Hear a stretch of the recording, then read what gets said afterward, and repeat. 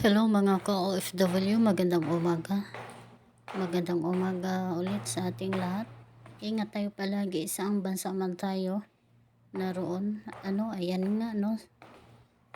Tulad ng aking gawain. So, maglilinis na naman ako sa labas ngayon. So, titingnan ko kung magtubig ako o hindi. So, tara, samahan niyo ako sa paglilinis.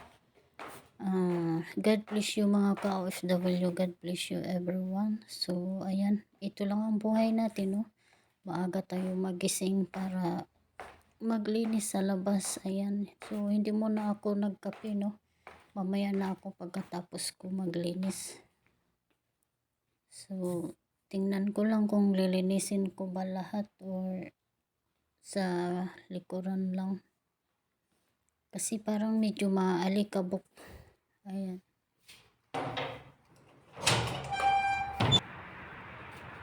Ayan, so medyo maganda naman ang araw, kaso lang medyo maalikabok konti.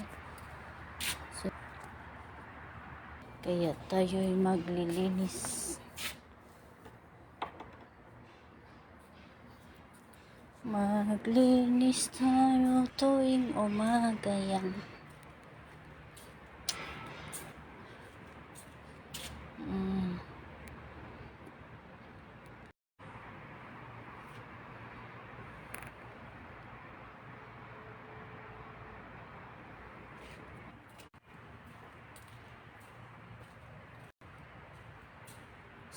Siguro gagamit tayo ng hose kasi sobrang dumi.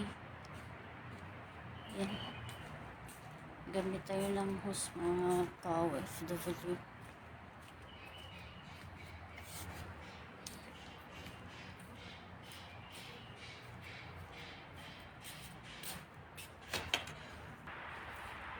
So, ayan nga mga ka-OFW, no? Hindi naman siya masyadong marumi. So, pero tubigan ko rin itong area lang, ano.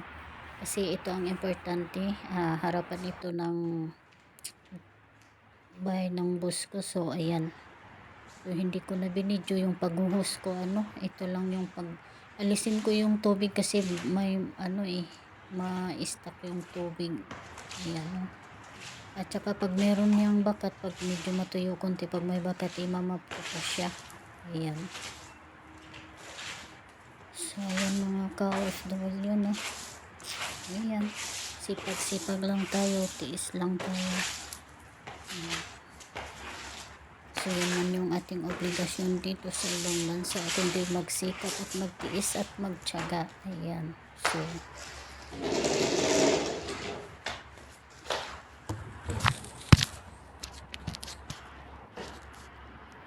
So, ayan na nga, no? So, dito na area ko lang siya tinutubigan at saka dun sa medyo likuran. Pero yung doon banda sa harapan, hindi ko na siya imamap kasi bukas na lang. Ayan. So, medyo masakit kasi yung kamay ko. Medyo masakit yung braso ko. Ayan. So, pwede naman yun. Bukas na lang. So, sige mga ka-OFW, maglinis muna ako. So, panoorin nyo hanggang dulo. Thank you for watching. Bye everyone. God bless you. God bless us always. Ingat tayo palagi. Isang bansa man tayo. Bye.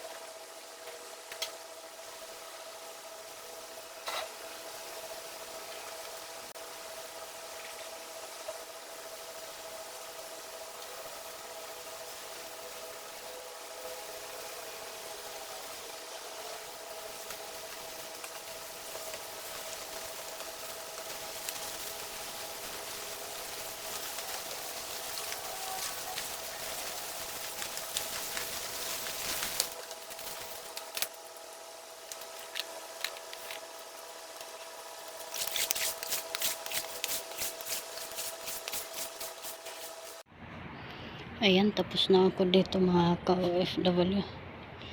Yan, bukas na naman yung iba.